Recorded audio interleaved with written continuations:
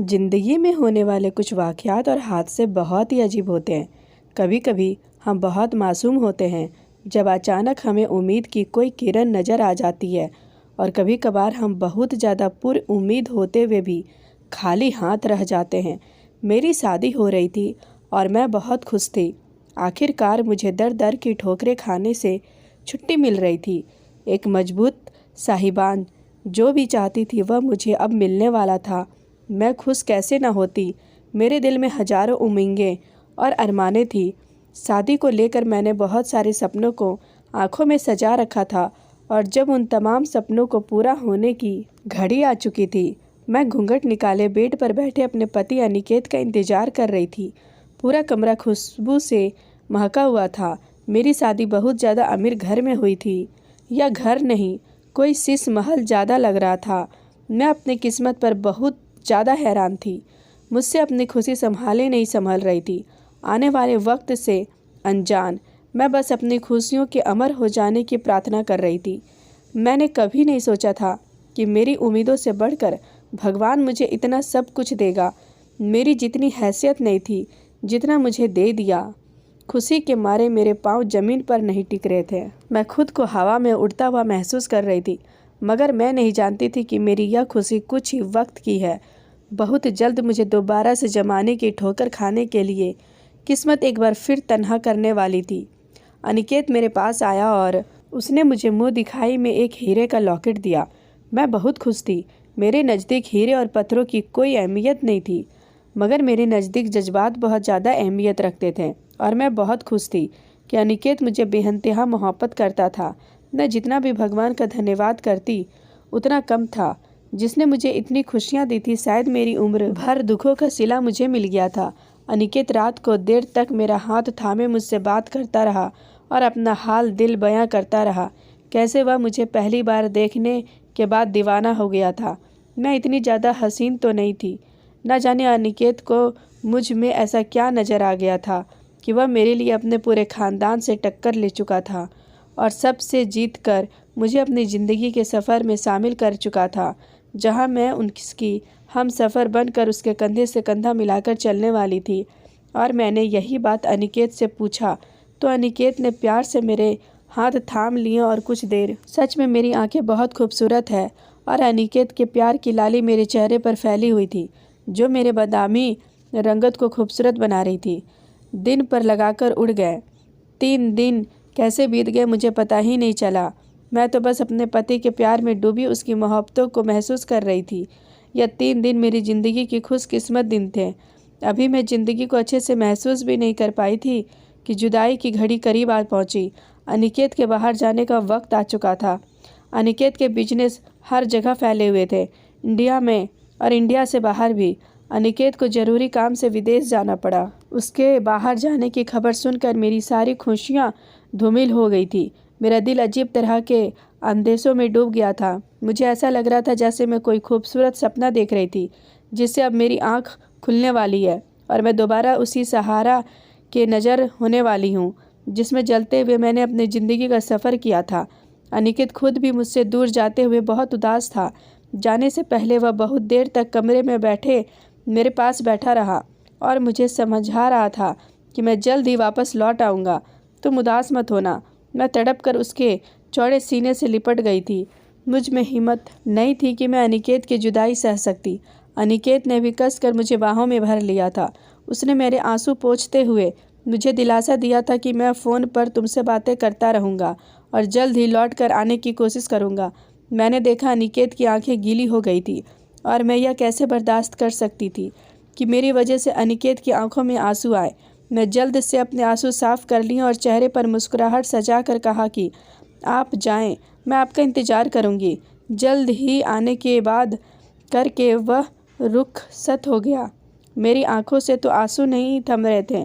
मैं बर्दाश्त की आखिरी हद पर थी और उसे अलविदा कर रही थी। मुझे समझ नहीं आ रहा था कि यह मेरी ज़िंदगी की नई शुरुआत थी या मैंने कोई सपना देखा था। अनिकेत के साथ ने मेरे जिस्मों को अपनी मोहब्बत के जादू से कैद कर लिया था। मेरा दिल बहुत बेकरार हो रहा था। मुझे अपने पति की बहुत ज़्यादा याद आ रही थी, और मुझे बहुत ज़्यादा घबराहट भी महसूस हो रही थी। ऐसा लग रहा था जैसे मेरे साथ कुछ बुरा होने वाला है। मगर इस सब बुरे ख्यालों को अपने दिमाग से निकाल कर अनिकेत के यादों में गुम मैं सारा दिन अपने कमरे में ही बैठी रहती। बाकी तमाम घर वाले अनिकेत को एयरपोर्ट छोड़ने गए थे, मगर मुझ में इतनी हिम्मत नहीं थी कि मैं उसे छोड़ने चली जाती, और अनिकेत भी नहीं चाहता था कि मैं उसे जाते देखकर मैं टूटकर बिखर जाऊं और वहां मुझे कोई संभालने वाला ना हो। जाने से पहले उसने अपनी माँ और अपने घर वालों से वादा लिया था कि वह अवनी का पूरा ख्याल रखना, अवनी का दिल बहलाने की कोशिश करना, अवनी को किसी चीज़ की कमी महसूस मत होने देना। अवनी मेरी जान है और मैं अवनी के बिना नहीं रह सकता। इस बात का हमेशा ध्यान रखना, जिस पर उन्होंने मुस्कुराते हुए वादा किया था। मगर उसकी माँ ने जब मेरी तरफ देखा तो उसकी कांटेदार नज़रों से मैं सहम गई थी।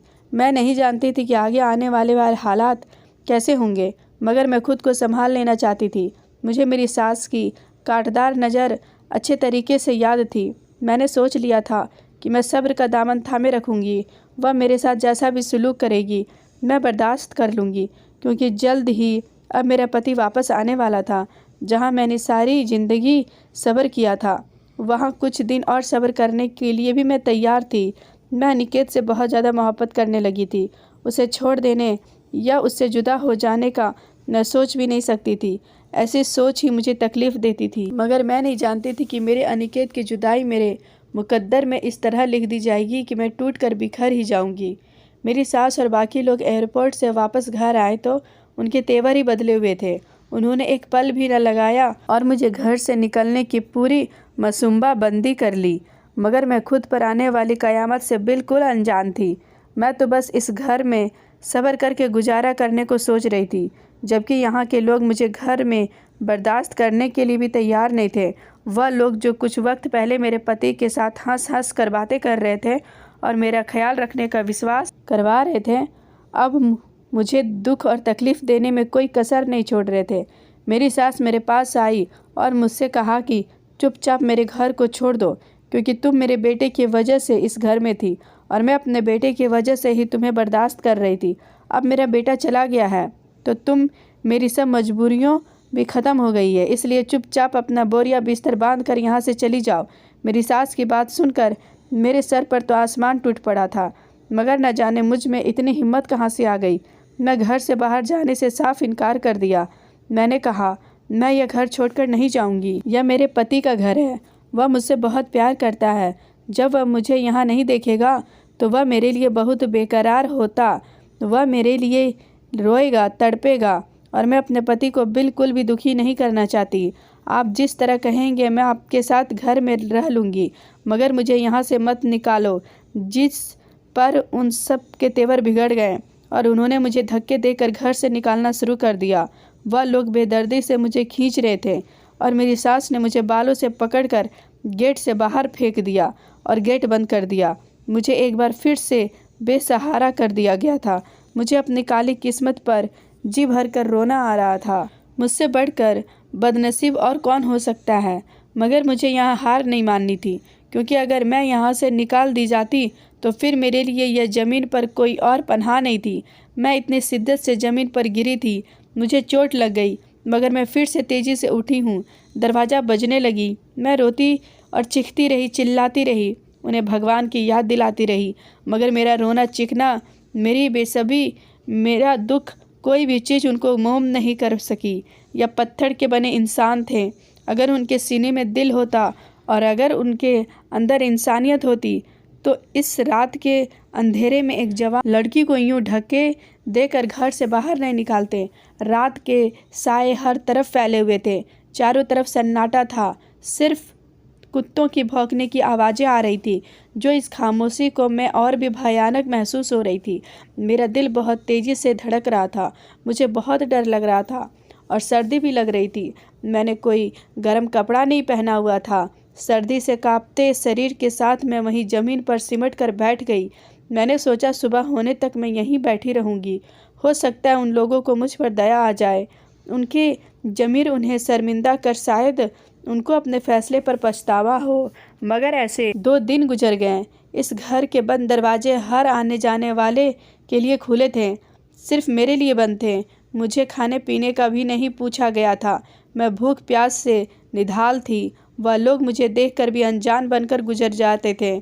मैं कोई राह चलती नहीं थी। मेरा इस घर से और घर वालों से बहुत गहरा संबंध था। मैं इस घर की बहू थी, उनके बेटे की अमानत थी, इज्जत थी, मगर वह सब इस बात को मानने से इनकार कर रहे थे। और फिर लाचार मैंने उनकी दहलीज छोड़ दी और अनजानी राहों पर चलने लगी। अमीर लोगों के सिर्फ घर बड़े बड़े होते हैं, जबकि उनके दिल बहुत छोटे होते हैं। वह मुझे नौकरानी का स्थान देकर भी अपने घर में रख लेते तो मैं सारी ज़िंदगी उनके सामने उफ न करती, मगर उन्होंने तो मुझे इस काबिल भी नहीं समझा था। टिश्यू पेपर की तरह इस्तेमाल किया और अपने बेटे के जाने के बाद मुझे फेंक दिया। मेरा तो इस ज़मीन पर कोई भी नहीं था जहाँ मैं जाती। अब तो ऐसा लगने लगा था ज़मीन भी मुझ पर तंग हो गई है। मैं बचपन से ही जमाने की ठोकरों की जद में थी। 3 वर्ष की थी जब मेरे माँ बाप का देहांत हो गया था। उन पर हमारे घर की छत गिरी थी और वह मौके पर ही दम तोड़ गए थे, जबकि मैं अपने नाना नानी के यहाँ होने की वजह से बच गई थी। अब कभी कभी मैं सोचती थी कि काश उस वक्त मैं भी अपने माँ बाप के साथ होती और उन्हीं के साथ मर जाती। न जाने भगवान ने मेरी ज़िंदगी क्यों रखी थी। 6 साल तक मैं अपने नाना नानी के साथ रही। जब एक के बाद मेरे नाना नानी का भी देहांत हो गया, तब उस समय मैं 10 साल की भी नहीं हुई थी। मेरे रिश्तेदारों ने मुझे मेरे चाचा चाची के पास छोड़ दिया। मेरे दादा वहाँ अभी जिंदा थे। वह मुझसे बहुत मोहब्बत करते थे, जबकि चाचा चाची मुझे कुछ खास पसंद नहीं करते थे, लेकिन दादाजी की वजह से खामोश रहते थे। चाचा की अपनी 3 बेटियां भी थी। बेटा सबसे छोटा था, उसी को घर में सबसे ज़्यादा अहमियत दी जाती थी। बेटियों की अहमियत बहुत कम थी, मगर मेरी हैसियत तो सबसे ज़्यादा कम थी, क्योंकि मेरे माँ बाप नहीं थे। बस दादाजी की वजह से मेरा ख्याल रखा जाता था। मैं खुश थी, चलो दुनिया में कोई सहारा तो मिला मुझे। मैं प्राइवेट पढ़ती रही। चाचा की बेटियों को पढ़ाई लिखाई से कुछ खास लगाव नहीं था, जबकि मैं पढ़ाई में बहुत होशियार थी और अपने दादाजी की सपोर्ट की वजह से मैं पढ़ रही थी। अभी मेरी 12वीं क्लास के पेपर हुए थे जब मेरे दादाजी इस दुनिया से चल बसे। मेरे लिए सबसे बड़ा सदमा साबित हुआ था, क्योंकि उनकी वजह से मैं ज़माने की सर्द गर्म से बची हुई थी। वह मुझे चाचा चाची की डांटे से बचा रखा था और मेरी कंजिश से लड़ाई झगड़ा और मारपीट से भी बचा लेते थे। लेकिन अब मेरा दुनिया में कोई सहारा नहीं रहा था। मैं बिल्कुल अकेली पड़ गई थी और यही बात मुझे डराया करती थी। दादाजी के जाने के बाद चाची ने अपने रंग दिखाने शुरू कर दिए। मुझ पर गली के किसी लड़के के साथ चक्कर चलाने का इल्ज़ाम लगाया और मुझे घर से निकलवा दिया। मैं बिल्कुल बेसहारा हो गई थी। अब मेरा दुनिया में कोई नहीं था। एक जवान और अकेली लड़की सड़कों पर मारी मारी फिरती रही तो लोगों को भी शिकार करने का मौका मिल जाता था। मैं इसी बात से डर रही थी, मगर भगवान ने कृपा की और मैं अनाथ आश्रम पहुंच गई। मैं सड़कों पर घूम रही थी जब एक गाड़ी मेरे पास आकर रुकी। रात का अंधेरा छाया हुआ था, मुझ पर खौफ तारी था। उस गाड़ी में एक अंधेर उम्र औरत निकली। उसने मुझसे कहा, रात के अंधेरे में यहाँ क्या कर रही हो? मेरी आंखों में आंसू आ गए और मैंने रोते हुए उसे अपनी सारी दास्तां सुना दी, जिस पर वह औरत मुझे अपने साथ अनाथ आश्रम ले गई। वह अनाथ आश्रम की हेड थी। मैं खुश थी कि मुझे रहने के लिए छत मिल गई थी, मगर अनाथ आश्रम का माहौल भी कुछ इतना अच्छा नहीं था। मैं आगे पढ़ना चाहती थी और बहुत मुश्किलों से मैंने उसे औरत को राजी किया था। अनाथ आश्रम से बहुत ही मेहनत के काम करवाए जाते थे। उस औरत ने मुझसे सिलाई कढ़ाई का काम लेना शुरू कर दिया। मैं पहले अपने हिस्से का झाड़ू बर्तन करती, इसके बाद अपने कपड़े धोती और सिलाई बुनाई का काम करने लगती। इन सब कामों के होने के बाद मैं रात को कुछ देर पढ़ती और पढ़ते पढ़ते ही सो जाती। मेरे लिए यह बात भी गनीमत थी कि वह मुझे पढ़ने दे रही थी। मुझे उम्मीद थी कि मैं पढ़ लिख कर कोई अच्छी नौकरी करने लगूंगी, मगर मेरी नौकरी करने से पहले ही उस औरत का रवैया मेरे साथ अच्छा होना शुरू हो गया। कई बार मैंने उसकी बीमारी में उसका ख्याल किसी सच्चे दोस्त की तरह रखा, जिससे वह बहुत इम्प्रेस हुई और उसने मुझसे कहा कि कोई भी अच्छा रिश्ता आएगा तो वह ज़रूर मेरी शादी करवा देगी, मगर उसकी नौबत ही नहीं आई। उस समय मैं मास्टर्स की पेपर दे रही थी। पेपर देने के बाद मैं वापस आ रही थी जब मेरी किसी लड़की के साथ टक्कर हो गई। वह मेरे साथ लड़ाई करने लगी तो एक बहुत ही खूबसूरत नौजवान ने आकर मदद की और मुझे उस लड़ाई झगड़े से निकाल लिया। वह किसी बड़े और अमीर घर आने का लग रहा था, मगर मुझे इस सब से कोई मतलब नहीं था। लेकिन उस लड़के के साथ होने वाला टकराव मेरी ज़िंदगी में बहुत खूबसूरत मोड़ लेकर आया, क्योंकि उस लड़के को मुझसे मोहब्बत हो गई थी और वह मेरा पता ढूंढते ढूंढते उस अनाथ आश्रम तक आ पहुंचा था। उसने हेड से शादी करने की बात की। इसके बारे में सुनकर हेड ने एक हंगामा बरपा दिया और उसने मुझ पर तरह तरह के इल्ज़ाम लगाए। उसका कहना था कि मैं बाहर पढ़ाई बहाने लड़कों को फंसाने के लिए जाती थी और अब एक अमीर लड़के को फंसा कर लाई हूँ। मेरे किरदार पर लगने वाला यह इल्ज़ाम मुझ पर बहुत बड़ा था, मगर अनाथ आश्रम की बाकी लड़कियों ने मेरा पक्ष लेना शुरू कर दिया, क्योंकि मेरा सलूक सबके साथ बहुत ही दोस्ताना था। मैं उनके कामों में भी उसका हाथ बटा दिया करती थी। लड़कियां मेरे अच्छे व्यवहार से बहुत खुश थी और ये भी जानती थी कि मैं बुरे किरदार की लड़की नहीं हूँ। हेड जब तमाम लड़कियों की मेरी तरफ देखा तो उसने इसी में भलाई जानी। वह मेरी शादी उस लड़के से करवा दी, क्योंकि उसने अनाथ आश्रम में अब बगावत की यूँ सूंघ ली थी। मगर मैं वहाँ पर रहती तो उसके लिए और भी मुसीबत हो जाती। मैं बाकी लड़कियों को भी अपने ऊपर होने वाले जुल्म से बचने के लिए कहती, मगर वह मेरी बात ना सुनती थी। मैंने उससे कहा कि वह अपनी ज़िंदगी इसी तरह जल भूनकर गुजारती रहेगी, जबकि मैं तो अपनी ज़िंदगी अब पूरे सुकून अंदाज में गुजारूंगी। मैं अब और कोई जुल्म बर्दाश्त नहीं करूंगी। इस तरह की बड़ी बड़ी बातें करके मैं अनाथ आश्रम से निकल आई और अनिकेत शादी करके मुझे अपने घर ले गया और उसके जाते ही उसके घर वालों ने मुझे घर से निकाल दिया। इस सब के लिए मैं बिल्कुल भी तैयार नहीं थी। मैं इस शादी से पहले बहुत खुश थी और अपने पति से बहुत मोहब्बत करने लगी थी। मुझे लग रहा था शादी के बाद मेरे हालात बेहतर हो जाएंगे। मुझे क्या मालूम था कि यह शादी मेरे लिए और सारे दरवाजे बंद कर रहे हैं। मैं जहाँ से आई थी अब वहाँ भी किस मुंह से वापस जाती। सबको क्या कहती कि जिस अनाथ आश्रम को छोड़ते हुए मैं बहुत खुश थी, अब मेरा घर भी होगा, आशियाना होता। 3 दिन के बाद मुझे धक्के देकर मेरे आशियाने से निकाल दिया गया था। मेरे सपनों का महल ज़मीन पर गिरकर चकनाचूर हो गया था। अब मैं फिर उसी अनाथ आश्रम में वापस कैसे जाती, और फिर वहाँ के हेड मुझे अनाथ आश्रम में घुसने भी नहीं देती। ऐसी सोच मुझे दोबारा अनाथ आश्रम में जाने भी से नहीं रोक रही थी। ज़िंदगी में कितने ही दुख तकलीफ़ और चिंताएं क्यों ना हो, लेकिन हमेशा एक लड़की के दिल में एक आश होती है कि उसके पति उसका शाहीबान होगा। हमेशा उसे अपने अच्छे वक्त का इंतज़ार होता है। भगवान पर भरोसा होता है कि उसका अच्छा वक्त ज़रूर आएगा। कोई शहजादा ना भी आए, मगर कोई नेक इंसान आकर उसका हाथ पकड़कर उसे अपने साथ ले जाएगा और नई दुनिया बसाएगा। और फिर हमें लगता है कि हम खुद को झूठे दिलासे दे रहे होते हैं। अच्छा वक्त तो कभी नहीं आता, उल्टा उससे भी बुरा और भयानक वक्त आता है। इंसान के सोचने समझने की शक्ति खो जाती है और मायूसी पूरी तरह घेर लेती है। मेरी ज़िंदगी में 3 दिन के लिए खुशी आई थी, सिर्फ 3 दिन के लिए, मगर यह दिन मेरी ज़िंदगी के सबसे खूबसूरत और हसीन दिन थे। मेरी सारी ज़िंदगी एक तरफ और यह 3 दिन एक तरफ। इन 3 दिनों में मैंने बहुत सारे सपने सजाए। अनिकेत के साथ मैं बहुत खुश थी। हमारी शादी को सिर्फ 3 दिन ही हुए थे। मेरे पति को किसी ज़रूरी काम से बाहर जाना पड़ा और उसके जाते ही उसके घर वालों ने मुझे धक्के देकर रात के अंधेरे में ही बाहर निकाल दिया था। मुझे समझ नहीं आ रहा था मुझे क्यों घर से निकाला जा रहा है, मेरा जुर्म क्या है। मैं रोती रही, गिड़गिड़ाती रही, एक एक ने अपने जुर्म पूछती रही, मगर मेरे सवालों का किसी ने जवाब नहीं दिया। बस मेरे गरीब होने से नफ़रत का इजहार किया। उन्होंने मुझ पर जरा सा भी तरस नहीं दिखाया था और मुझे धक्के देकर घर से बाहर निकाल दिया। मैं पहले भी अनाथ आश्रम में रहती थी, अब मैं बिल्कुल सड़क पर आ गई थी। सड़क पर एक अकेली लड़की। माहौल तो बहुत ख़राब था, ऊपर से सर्दियों का मौसम था। सर्दी इस कदर थी कि मैं काँप रही थी। ठंडी हवा शरीर से टकराती थी।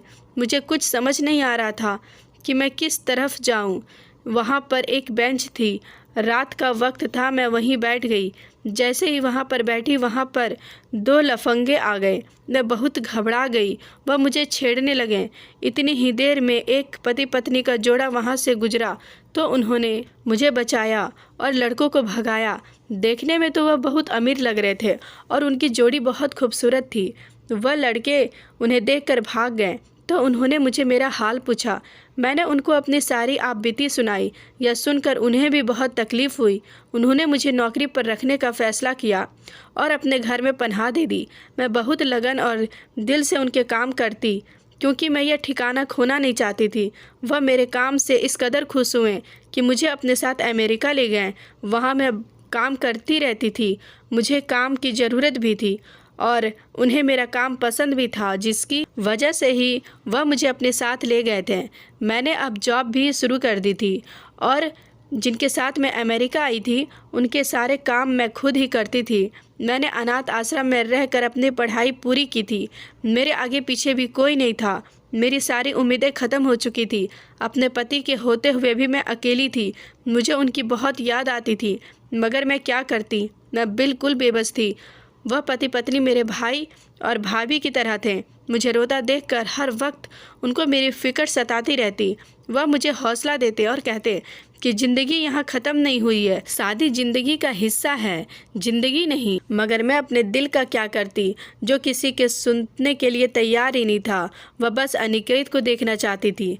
मैं चाहती थी कि किसी भी तरह मेरा अनिकेत मुझसे मिले तो मैं उसे बताऊं कि उसके बाद मुझ पर क्या क्या क़यामतें बीती है। मैं उसके हमदर्द और मेहरबान कंधे पर सर रख कर अपनी ज़िंदगी के इतने सारे दुखों को रोना चाहती थी। मैं उसे बताना चाहती थी कि मैं उसे किस कदर मोहब्बत करती हूँ और उसकी याद में कैसे दिन रात तड़पते हुए गुजारे थे। मगर इस सब के लिए तो मुझे वह चाहिए था और कहीं नहीं मिल रहा था। मैंने कभी उसे ढूंढने की कोशिश भी तो नहीं की थी। न जाने उसके घर वालों ने उसे मेरे बारे में क्या कुछ बताया होगा, क्या क्या कहा होगा, कौन कौन से इल्ज़ाम लगाए होंगे। यह सब सोचते हुए मेरा दिमाग सुन्न हो गया था और मैं सर पकड़कर बैठ जाती थी। मैंने खुद को बिजी रखने के लिए डबल जॉब शुरू कर दी थी। मैं पहले अपने भाई भाभी के घर तमाम काम करती, अपने निगरानी में करती थी। उन्होंने मुझे कोई भी काम करने से मना कर दिया था। उन्हें अच्छा नहीं लगता था कि मैं उनके घर के काम करूं, मगर मैं कुछ तो उनके एहसानों का बदलाव चुकाना चाहती थी। मैं चाहती थी कि मैं भी उनके लिए कुछ करूं, इसलिए मैं उनके घर का इंतज़ाम संभालने लगी। वह दोनों बिजनेस करते थे, दोनों ऑफिस जाते थे और उनके घर का तमाम काम मेरे कहने पर ही होते थे। घर के काम करवाने के बाद मैं खाली होती। मुझे अनिकेत की याद सताने लगती थी। इसलिए मैंने एक जगह नौकरी की और उसके बाद दूसरी जगह नौकरी करना शुरू कर दी। मैं अब लाखों में कमाती ही थी। भाई भाभी मुझे अलग जेब खर्च देते थे, मगर मेरी इच्छाएं मर चुकी थी। मेरे अकाउंट में पैसों का ढेर लग चुका था, मगर मेरा उन्हीं कहीं भी खर्च करने का दिल नहीं करता था। मैं ज़िंदगी से बेजार हो चुकी थी। मेरी ज़िंदगी कुछ बिजी हुई तो मैं तकलीफ़ों से निकलने लगी। भाई भाभी मुझे दुखों से निकलते देखकर खुश थे। नई जॉब काफ़ी मुश्किल थी, जिस पर वक्त की पाबंदी बहुत ज़्यादा ज़रूरी थी। बॉस को टाइम टेबल से नहीं किया गया काम बिल्कुल पसंद नहीं था। मैं कई बार अपने सीनियर से डांट भी खा चुकी थी, मगर क्योंकि मैं इस जॉब से बहुत बिजी रहती थी और मेरी तकलीफ़ कम हो रही थी, इसलिए मैं इसको जारी रखे हुए थी। आज ऑफिस में बॉस आने वाले थे। मैंने उनके बारे में सुना था कि वह बहुत ज़्यादा सख्त मिजाज के हैं, कभी भी किसी को गलती को माफ़ नहीं करते और लड़कियों के साथ तो वह बहुत ही बुरे तरीके से पेश आते हैं। इतने खड़ूस बॉस के बारे में सुनकर मैं बहुत परेशान हो जाती थी और आज मैं बहुत ज़्यादा परेशान थी। बॉस ऑफिस में आ चुके थे। सारे नए और पुराने वर्कर अपने काम की रिपोर्ट खुद जाकर उन्हें दे रहे थे। अपनी बारी आने पर मैं भी बॉस के ऑफिस में दाखिल हुई, मगर जैसे आसमान मेरे सर पर टूट पड़े थे। बॉस पर नज़र पड़ते ही मुझे एक चक्कर सा आया और मैं अचानक से घुटनों के बल ज़मीन पर गिरी। बॉस ने भी नज़रें उठाकर मेरी तरफ देखा तो जैसे समय अपनी जगह से आगे बढ़ना रुक गया था। मुझे कुछ समझ नहीं आ रहा था, आगे क्या करूं? मैं वहां से भागने लगी। इतने में बॉस ने मेरा बाजू पकड़ लिया था और धक्का देकर मुझे दीवार से सटा दिया और मेरा मुंह अपने हाथ में दबोच लिया। तकलीफ़ के मारे मेरी आंखों से आंसू बह निकले। बॉस का इतना गुस्सीला अंदाज देखकर मैं सहम चुकी थी। उसके मुंह से निकलने वाले अल्फाज मुझे असलियत की गहरी खाई में धकेल दिया था। मेरी आंखों से आंसू बहने लगे। बॉस के रूप में यह सख्त इंसान कोई और नहीं, मेरा अपना अनिकेत ही था। खूबसूरत पर्सनैलिटी के ऊपर इतना तेज गुस्सा आंखों में सोले लिए वह मुझे घूर रहा था। मेरे मुंह से घुटी घुटी आवाज़ निकलती थी, अनिकेत छोड़ो मुझे, मुझे दर्द हो रहा है। जिस पर अनिकेत ने भी गुस्से से कहा था और जो इतने सालों से मैं यकीन नहीं था। उसने अनाथ आश्रम में भी पता किया था, मैं वहाँ भी नहीं थी। वह मुझे तलाश करते करते मायूस हो गया था और उसने भी घर वालों की बात पर यकीन कर लिया था। उनके घर वालों ने इस हरकत से और कुछ नहीं हुआ था।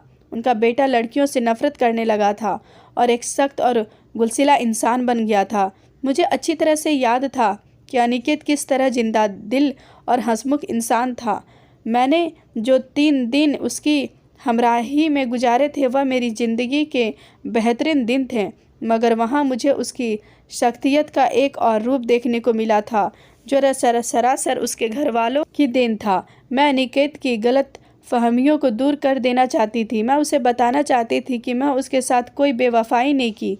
उसके घर वालों ने मुझे निकाला था, मगर मुझे नहीं लग रहा था कि वह मेरा यकीन करेगा।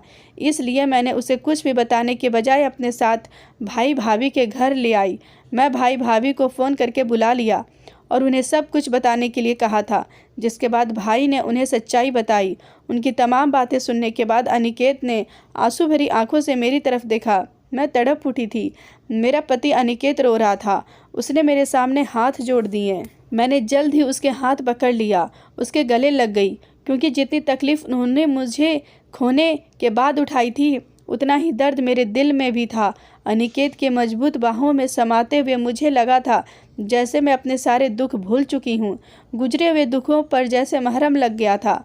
अनिकेत ने मुझे कस कर बाहों में भर लिया था। वह भी मेरे लिए कितना तड़पा था। अब अनिकेत ने अपने घर वालों के साथ मिलना जुलना बंद कर दिया था। बस कभी कभार फ़ोन करता था, उन्हें बता दिया करता था कि उन्होंने मुझे ढूंढ लिया है। वह मेरे साथ अमेरिका में रहने लगा और अब हम अपनी ज़िंदगी से बहुत खुश थे, अनिकेत के साथ एक नई ज़िंदगी की शुरुआत करके। तो दोस्तों, आज की कहानी कैसी लगी कमेंट बॉक्स में ज़रूर बताएं। कहानी अच्छी लगी हो तो एक लाइक कर दीजिएगा और मेरे चैनल पर अगर आप नए हो तो हमारे चैनल को सब्सक्राइब कर लीजिएगा।